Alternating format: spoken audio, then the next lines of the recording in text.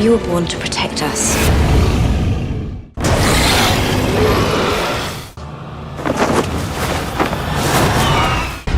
Look after them, Jake. I promise.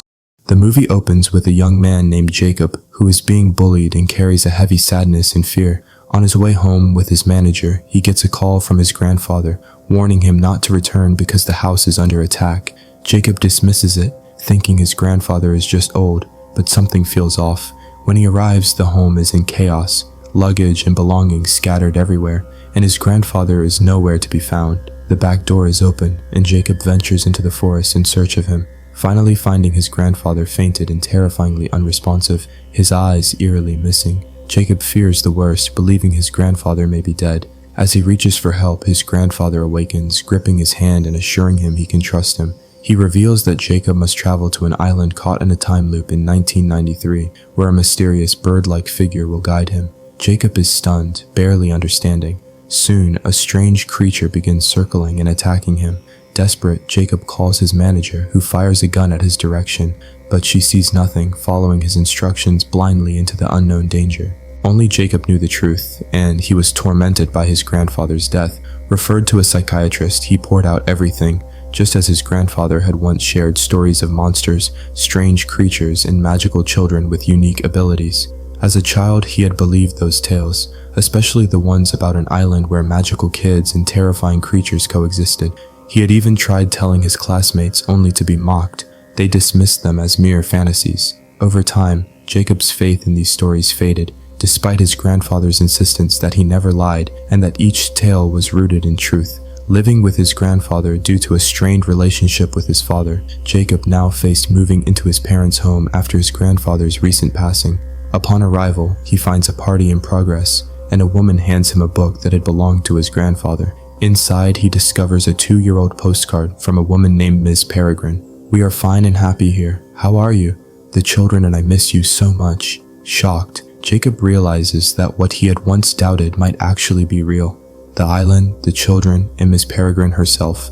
His psychiatrist suggests that his parents accompany him, hinting that his journey is far from over. Jacob's parents agree, and he eagerly sets out to visit the island his grandfather had told him about.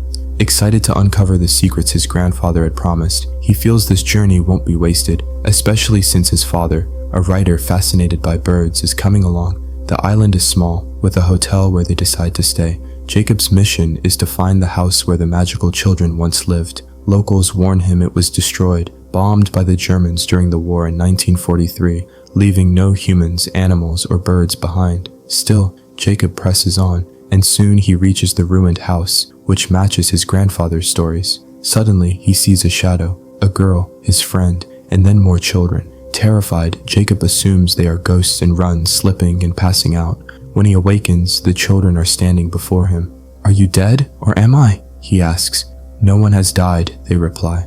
Ms. Peregrine has told them he was coming, and they are trying to place him in a time loop. Confused and shaken, Jacob runs to his father, having lost faith in everything he once believed.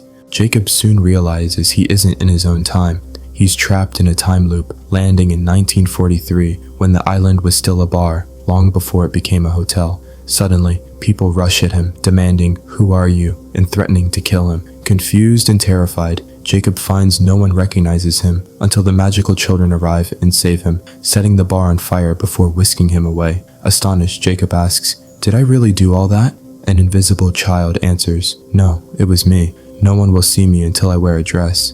The children lead Jacob to the house, which is no longer in ruins but restored, lush, and safe. There, Miss Peregrine greets him warmly, and Jacob finally begins to believe the stories he once doubted. She introduces him to the other children, each with unique magical powers. A girl who can fly and talk to the wind, wearing iron shoes to stay grounded, a golden-haired girl who controls fire, a boy who brings his creations to life with his heart, a girl who can grow any plant, another who can lift enormous objects, a boy who keeps flies on his plate, one who can see the future, and twin brothers who always wear masks, their powers still a mystery. All the magical children live in the house, carefully watched over by Miss Peregrine. To protect them from the outside world, she created a time loop, freezing them in a safe, unchanging reality. Jacob, however, wishes to return to his own world. The children plead with him to stay, but he must leave, and they convince him to first explore the time loop with them. Amazed, Jacob experiences its wonders as the children delight in their timeless existence. Suddenly, a storm hits, and a German plane appears, dropping a massive bomb toward the house. Calmly, Ms. Peregrine uses her watch to manipulate time, stopping it, then rewinding it 24 hours, ensuring their safety. In this way, the children live for many years without aging, trapped in overlapping time loops, one in the present, another dating back to 1943. When Jacob returns to 2016, he opens a letter from the past, warning that enemies have discovered the time loops. There are multiple loops, all protected by birds who serve as guardians. These protectors live with the magical children to keep them safe, creating new loops as needed. The letter reveals that the villain is aware of the loops and is planning an attack on Miss Peregrine and the children, threatening to destroy their home and everyone within it if he succeeds. After receiving the letter, Jacob approaches Miss Peregrine, who scolds him sharply for stealing and reading it. Later, a friend takes him to a vast, stunning sea and dives to reveal an old, sunken ship. Inside, she shows him a box from his grandfather containing a map. "You have powers too," his friend tells him. "No one can cross these loops without them." Jacob learns that Miss Peregrine protects them from the villain. Suddenly, a giant beast appears, ready to attack, but Miss Peregrine arrives just in time and kills it. "Can you see that monster?" his friend asks. Jacob nods, but she explains, "We can't see it.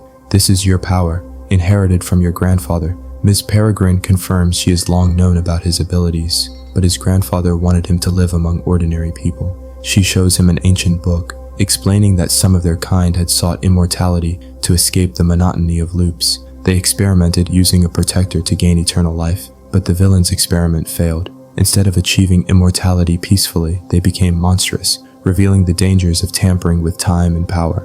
The magical children are invisible, and the villain has found a way to reverse it. By eating their eyes, he can reappear and be seen. After consuming many eyes, he becomes visible, though the other children remain unseen. Soon, a protector arrives from a time loop to warn Miss Peregrine that the villain and his monstrous allies have attacked their loop, destroying all the children. The protector urges her to create a new time loop before the villain arrives. Uninterested, Jacob returns to his own world, only to find sheep without eyes and the hotel owner's body horrifically disfigured, his eyes removed, reminding Jacob of his grandfather. The villain approaches, entering the time loop, and Jacob recognizes that he is no ordinary man. When he questions him about special abilities, the man reveals his face. It is the same villain Jacob has seen before. He had been chasing Jacob to reach Miss Peregrine, and now he succeeds, taking Jacob to her home, threatening him with a sharp weapon and demanding that she become his prisoner. His motive is chilling. His few companions have become abnormal, and he plans a new experiment, this time requiring a massive number of protectors to carry it out. The villain sets his sights on capturing Miss Peregrine and invites her to come with him. She agrees, bidding farewell to her children, and warns Jacob, "You are special now. After me, you will protect them. Promise me." With those words, she transforms into a bird, her true form, and is trapped in a cage. Another protector remains with the children, and they begin securing the house to shield themselves from the approaching monster. The creature attacks, killing the protector first. Only Jacob can see it, so he tries to fight back, injuring himself but failing to stop it. The children escape outside, but without Miss Peregrine, they cannot reset the time loop, and the day of the bombing arrives. A German bomb destroys the house, but the children survive and search for Miss Peregrine, using the ship hidden in the sea depths to reach her. With everyone's powers combined, they navigate the ship, while Miss Peregrine works to create a new time loop in 2016. Meanwhile, the villain sits in his hall with companions, preparing his experiment. Jacob and the children devise a plan to free the protectors and defeat the villain.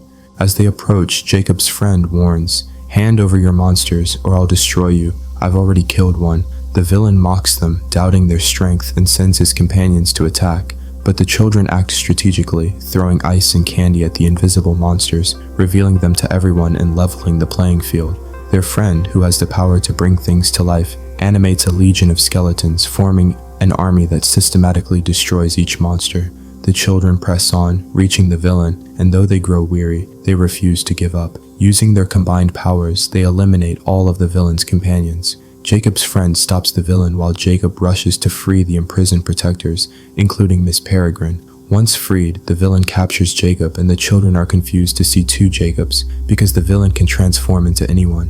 Both try to reassure the children, but Jacob sees a monster that the villain cannot. The monster attacks the villain, devouring his eyes and ending his threat. Later, Jacob slays the monster, eradicating all remaining threats. With the danger over, the children must return to their 1943 time loop. To do so, they must adjust their ages carefully, a process that could cost their lives. As they say goodbye, Jacob wishes to stay, but his friend insists, "You're needed here most." They part ways, Jacob returning to 2016, while the children re-enter their 1943 loop, desperately awaiting the creation of a new safe-time loop. A few days before his grandfather's death, Jacob meets him and is overjoyed to see him. He tells his grandfather everything he has experienced so far. Listening carefully, his grandfather warns, "You shouldn't be here. You need to be with her. Your friend is waiting for you." He hands Jacob old dollars, explaining that he will need them to navigate the many time loops leading to the 1943 loop. With his grandfather's map in hand, Jacob must travel through multiple loops, and to reach the right moment, he must wait a year. To prepare, he joins the Navy and finally arrives in 1993 when he reunites with his friend. It is aboard a ship used by all the magical children to enter a new time loop. Meanwhile, Miss Peregrine returns to her children so she can care for them forever. And with that, the amazing story comes to a close. What stunned you the most? Write in the comment section below. Make sure to like and share this story and subscribe for more.